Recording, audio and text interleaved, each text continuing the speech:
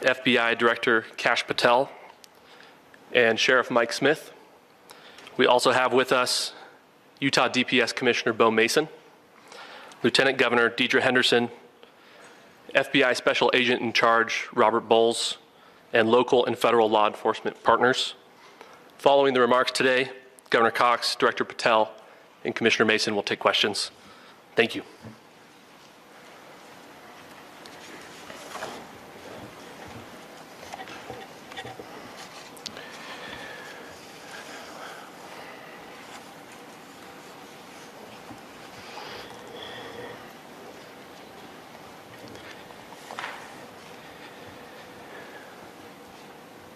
Good morning, ladies and gentlemen.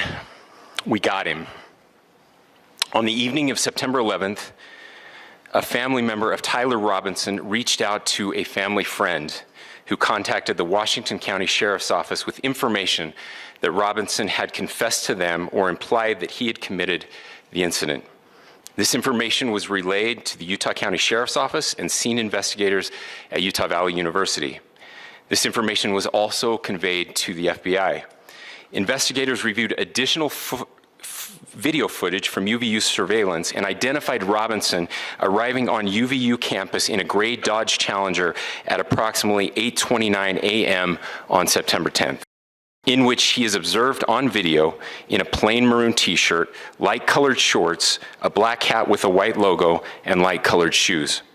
When encountered in person by investigators in Washington County on September 12th, in the early morning hours, Robinson was observed in consistent clothing with those surveillance images. Investigators interviewed a family member of Robinson who stated that Robinson had become more political in recent years. The family member referenced a recent incident in which Robinson came to dinner prior to September 10th, and in the conversation with another family member, Robinson mentioned Charlie Kirk was coming to UVU. They talked about why they didn't like him and the viewpoints that he had. The family member also stated Kirk was full of hate and spreading hate. The family member also confirmed Robinson had a gray Dodge Challenger. Investigators identified an individual as the roommate of Robinson. Investigators interviewed that roommate, who stated that his roommate, referring to Robinson, made a joke on Discord. Investigators asked if he would show them the messages on Discord. He opened it and showed several messages to investigators and allowed investigators to take photos of the screen as each message was shown by Robinson's roommate. These photos consisted of various messages, including content of messages between the phone contact name Tyler with an emoji icon and Robinson's roommate's device.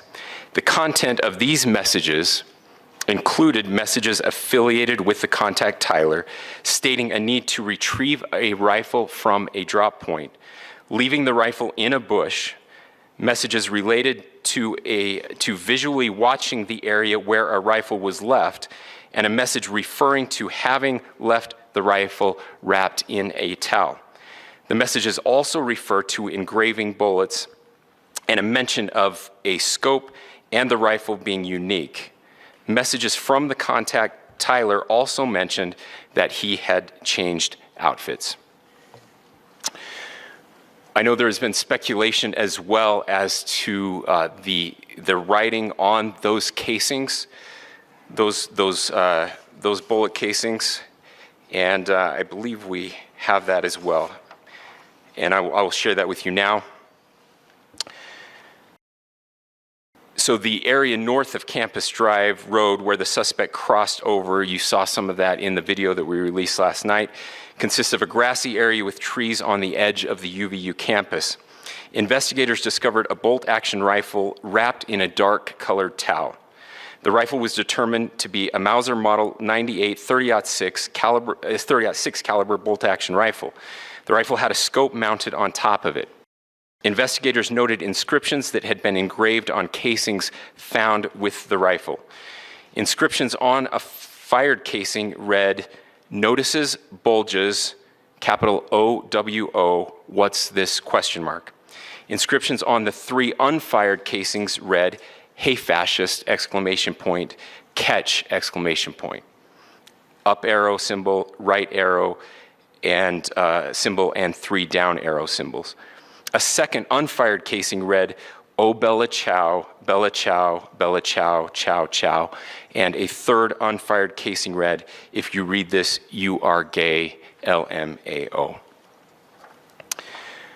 We are indebted to law enforcement across the state who has worked seamlessly together, local law enforcement, state law enforcement, and our federal partners with the Federal Bureau of Investigation. We're grateful for everyone who worked together in such a short amount of time to find this person and to bring justice. I want to thank the public who has been so engaged, reviewing videos, helping us with sending in tips, and helping us get to this point. I want to thank the family members of Tyler Robinson who did the right thing in this case and were able to bring him into to law enforcement as well. I especially want to thank the family of Charlie Kirk, Erica, Charlie's parents, his children. I want us to be thinking of them as we bring justice in this case. They will be involved in that justice. We will be working very closely with them as we move through this process as well. This is a very sad day for our country, a terrible day for the state of Utah, but I'm grateful that at this moment we have an opportunity to bring closure to this very dark chapter in our nation's history. With that, I will now turn the microphone over to the Director of the FBI, Kash Patel. Thank you, Governor. This is what happens when you let good cops be cops. The FBI and our partners are proud to stand here today together to bring justice to the family of Charlie Kirk and honor his memory. I want to express my deep gratitude to President Trump, the Vice President, and the entire White House who have been so incredibly supportive with both resources and just personally to the FBI as a team. They had our backs the entire way, and I just want to express my gratitude for giving us the resources we need to operate in this space to bring this sort of justice at this sort of speed. In 33 hours, we have made historic progress for Charlie. Governor Cox, our partnership has been absolutely incredible these last few days. Our partnership will endure. Your state and local partners, your sheriffs, your DPS community has been unbelievably impressive in the hardest of times. And a case like this cannot be solved, cannot be brought without partnering with your state and local authorities. The FBI has a certain role to play, and we will play that role, and we will lead out the federal government. But Governor Cox, we are so grateful for your state partnership that led out on this investigation. A little bit of the timeline. Charlie was shot at 12:23 p.m. on Wednesday. The first FBI agents arrived on scene in 16 minutes with chiefs of police at 12:39 and secured the scene. The FBI immediately launched fixed-wing assets. We utilized these assets to transport personnel, specialty technicians, hostage rescue teams. We also utilized these assets to go back and forth from the East Coast and here in Utah to transport forensic evidence and other evidence that will be analyzed and is being analyzed at our FBI laboratories in Quantico and other laboratories, including the ATF. At my direction, the FBI released the first set of FBI photos of the suspect at 10 a.m. local time on 9/11. Then, shortly thereafter, the FBI reward of $100,000 was released at 10:45 a.m. local. Myself and Deputy Director Bongino arrived on the scene at approximately 5:30 p.m. on 9/11. The governor led a press conference last night at approximately 8 p.m., where at my direction, the FBI released a never-before-seen video of the suspect. We also released new images to the public of the suspect. And just last night, the suspect was taken into custody at 10 p.m. local time. In less than 36 hours, 33 to be precise, thanks to the full weight of the federal government and leading out with the partners here in the state of Utah and Governor Cox, the suspect was apprehended in a historic time period. And I want to highlight what Governor Cox said. This would not have been possible without you, the media, and you, the public. That's why we went so public, so fast, and we're so transparent, and we're committed to that transparency. The crime scene, just a little bit there. It is a large crime scene. State and local authorities, along with federal authorities, processed that crime scene quickly. And I even had the ability to walk through that crime scene and walk through the steps the suspect took to learn more about what was needed and what resources we needed to bear to create a full picture for the FBI and leadership back in Washington. Furthermore, thankfully to state and local partners, forensic evidence has been seized and continues to be garnered. Forensic evidence has already been evaluated at FBI laboratories in Quantico and state and local authorities here. We will continue to process evidence as we see it, as we collect it, and we will continue to deliver to Governor Cox and his team. Last night, we had a total of approximately 7,000 leads. As of this morning, thanks to your great work, we have over 11,000 leads that were called in to the FBI, and we are running out every single lead that we can. Every one of those leads will be run out. The arrest is a testament to the dedication of good law enforcement being great and partnerships in law enforcement, which I've tried to highlight as my tenure as the director of the FBI. There is no better relationship for law enforcement than the FBI to partner with state and local authorities, and you've seen it here in these last few days. The FBI Salt Lake Field Office, along with our offices in LA, Phoenix, Denver, San Antonio, Las Vegas, Pittsburgh, Buffalo, our headquarters component in Quantico, all participate in the FBI. I want to express my deep gratitude to the employees of the FBI, the men and women, the evidence response team tacticians, the special operators, the agents, the support staff. You have done monumental work in historic time when the public, who had a right to demand an expeditious solving of an investigation, the FBI answered that call diligently, critically important to our nation, and we delivered. And I'm proud to be their leader, and I'm proud to be the director of the FBI. This is very much an ongoing investigation, as the governor said, and we will continue to work with state and local authorities to develop the investigation, to provide them the evidence they need for their ongoing prosecutions, and we will be here to answer every call they absolutely have, as long as it takes, for as long as we need to find and apprehend whatever suspects were involved in this crime. Lastly, to my friend Charlie Kirk, rest now, brother. We have the watch, and I'll see you in Valhalla.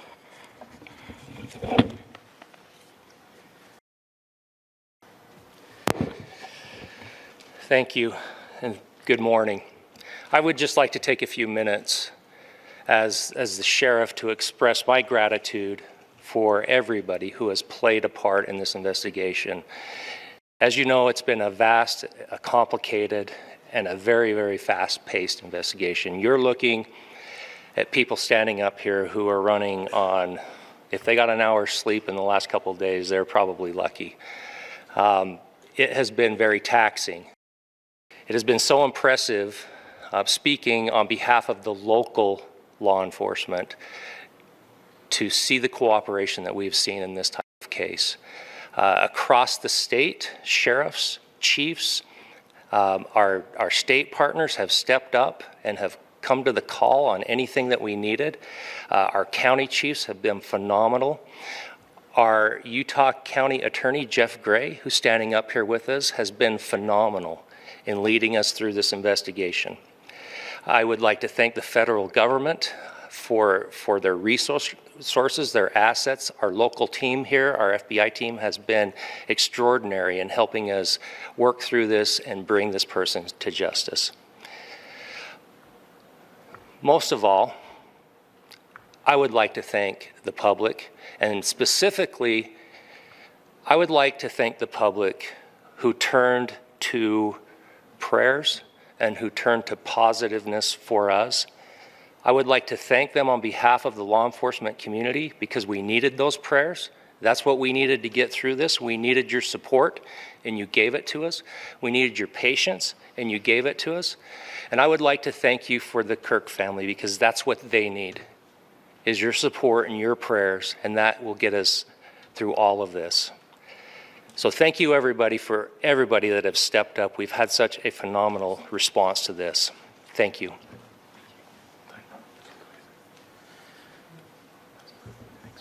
I also want to give a special thanks to the Attorney General and the Department of Justice. Their unwavering support and their commitment to justice is shown true here. And without AG Bondi and Deputy Attorney General Todd Blanche and the resources they brought to bear, we would not have been able to complete our mission. And I just want to say special thanks. It's an honor to be a part of the Department of Justice. Thank you again to our incredible law enforcement team who has worked so hard. Sheriff, I got a solid 90 minutes last night, so I'm probably the most well-rested person up here. Ladies and gentlemen, I get the microphone, so I hope you'll permit me a moment just to share a few more thoughts about where we are and how we got here and maybe a little bit of where we go from here. I don't want to get too preachy, but I think it's important that we, with eyes wide open, understand what's happening in our country today. I've heard people say, well, why are we so invested in this? There's violence happening all across our country. And violence is tragic everywhere.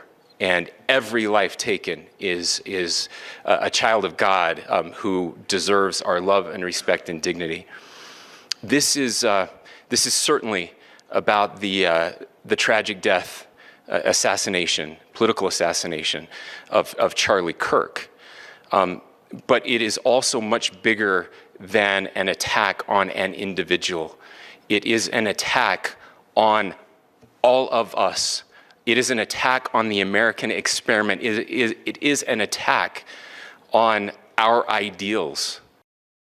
This cuts to the very foundation of who we are, of who we have been, and who we could be in better times. Political violence is different than any other type of violence for lots of different reasons. One, because in the very act that Charlie championed of expression, that freedom of expression that is enshrined in our founding documents, in having his life taken in that very act, makes it more difficult for people to feel like they can share their ideas, that they can speak freely.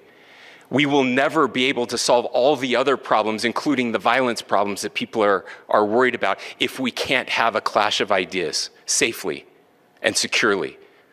Even, especially those ideas with which you disagree.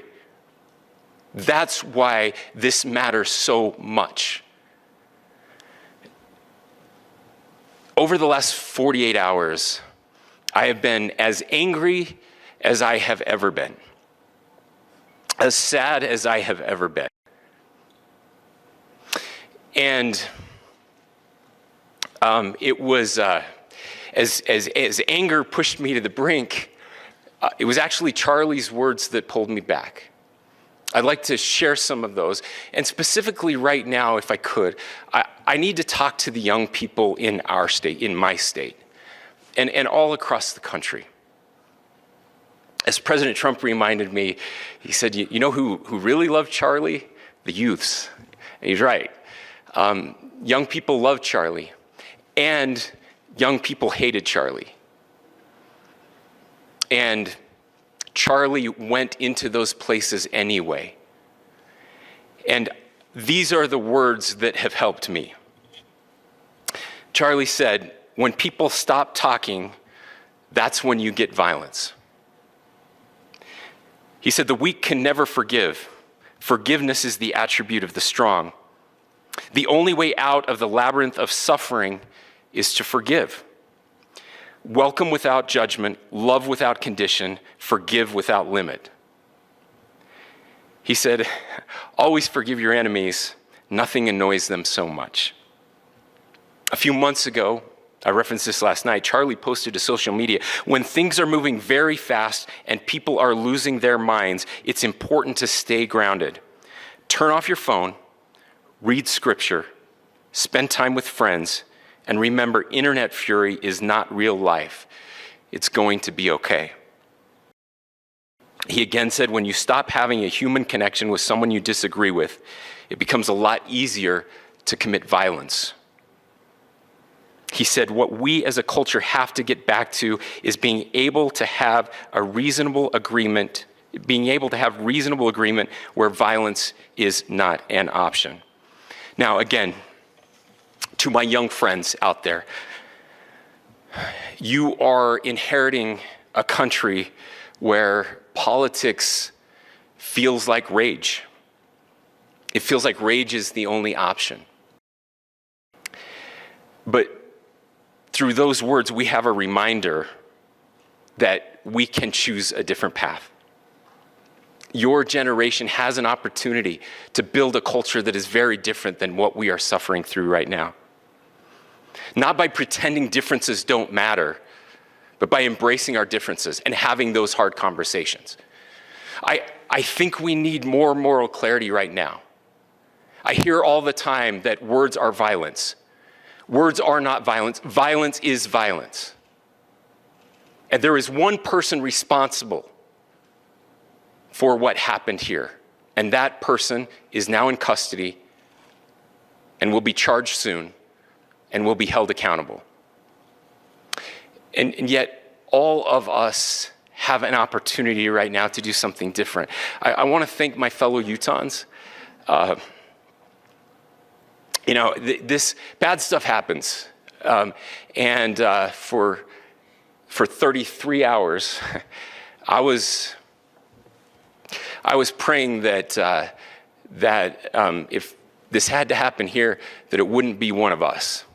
That somebody drove from another state, somebody came from another country. Sadly, that prayer was not answered the way I had hoped for, just because I thought it would make it easier on us if we could just say, hey, we don't do that here. And indeed, Utah is a special place. We lead the nation in charitable giving. We lead the nation in service every year. But it did happen here. And it was one of us. But I want you to look at how Utahns reacted the last 2 nights. There was no rioting. There was no looting. There were no cars set on fire. There was no violence. There were vigils and prayers and people coming together to share the humanity. And that, ladies and gentlemen, I believe is the answer to this. We can return violence with violence. We can return hate with hate. And that's the problem with political violence, is it metastasizes. Because we can always point the finger at the other side. And at some point, we have to find an off-ramp, or it's going to get much, much worse. But see, these are choices that we can make. History will dictate if this is a turning point for our country. But every single one of us gets to choose right now if this is a turning point for us. We get to make decisions. We have our agency. And I desperately call on every American, Republican, Democrat, liberal, progressive, conservative, MAGA, all of us to please, please, please follow what Charlie taught me. I'll just conclude with words I share often from a friend and author, Yuval Levin, who was asked if he was optimistic about our country. And he said, I'm not optimistic. He said, I hate optimism. Like, that sounds bad. But he said, optimism is a vice. It's this idea that good things are just going to happen. And he said, in the history of the world, good things have never just happened. He says, I'm not optimistic, but I am hopeful. And hope is the virtue that sits between the vices of optimism and pessimism. Hope is the idea that good things are going to happen because we can make them so. I still believe in our country. And I know Charlie Kirk believed in our country. I still believe that there is more good among us than evil. And I still believe that we can change the course of history. I'm hopeful because Americans can make it so. Ladies and gentlemen, we're happy to answer any questions you might have. Governor, can you please speak to whether the suspect is speaking with authorities and his demeanor, Tyler Robinson, when he turned himself in? I cannot speak to that right now. Governor, how do you interpret the engravings on casing? Well, I will leave that up to you to interpret what those engravings mean. I think the clearest one that says "catch fascist," there's not. And by the way, that's like catch like a ball, catch this. That's I think that speaks for itself. Governor, you indicated that he had been communicating. Please. Talk about this level of hatred that this person expressed in the dinner. Beyond that, is there anything in your view that you discovered that may have radicalized or changed him to prompt him to commit such a horrific? There's nothing more that we can share at this time. Governor, you indicated that he had been communicating with a friend on Discord about the gun. Do you anticipate any more arrests? We do not at this time have any information that would lead to any additional arrests. Do you believe he acted alone? Yes, but the investigation is ongoing. Can you tell more about the family, what they had to say about the suspect? How he came into custody of police and where he is right now? Mr. Robinson? Yes, so right now, Mr. Robinson has been booked into the Utah County Jail. You heard the president this morning report that he was taken into custody, that his family and a friend helped to deliver him into custody of law enforcement in Washington County. For those of you that don't know where Washington County is, it is the southwesternmost part of the state of Utah. It's about a 3.5 to 4 hour drive from here, where we are right now, and that's where he lived and where they turned him in. Please, go here. I can't share any more than what I've already shared. Yeah.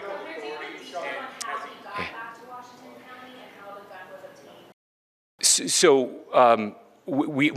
how we obtained the gun? The gun was found here. So I don't have much more details on that.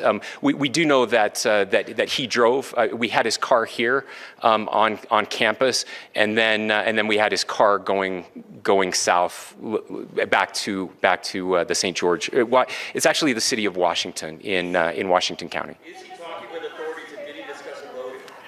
I'm sorry? We don't have any information that would lead us to believe that. Yes, in fact, it was just released. Yes. Is he talking with authorities and did he discuss a motive? I can't answer that right now. Yeah, thank you. Over here. Very eloquently about trying to reunite this country. Do you feel this is a watershed in American history? I absolutely believe that this is a watershed in American history. Yes. The question is, what kind of watershed? And that chapter remains to be written. Is this the end of a dark chapter in our history, or the beginning of a darker chapter in our history?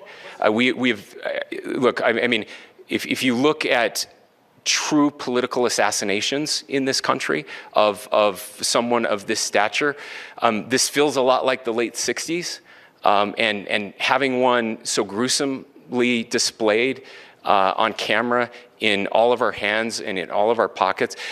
We are not wired as human beings biologically, historically. We have not evolved in a way that we are capable of processing those types of violent imagery. And by the way, we've seen another one with a gruesome stabbing very recently that went viral. This is not good for us. It is not good to consume.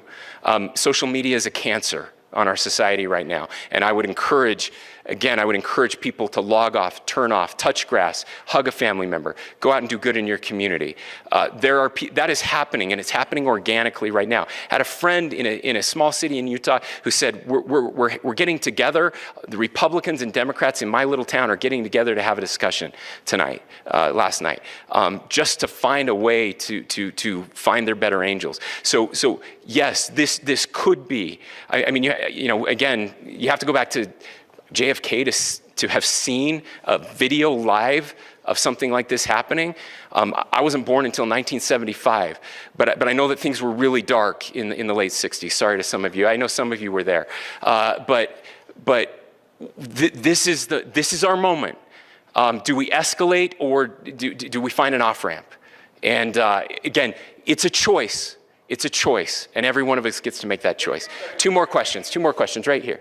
Could we clarify that the release of those enhanced images at 8 p.m., the timeline that Director Patel gave us, led to the arrest at 10 p.m.? Is there a direct connection between those two events? I cannot comment if there is a direct connection or not, but all I can say is that that through some process, the family came to know that this had happened. One more thing, Governor. Could you just clarify the clothing issue you mentioned earlier?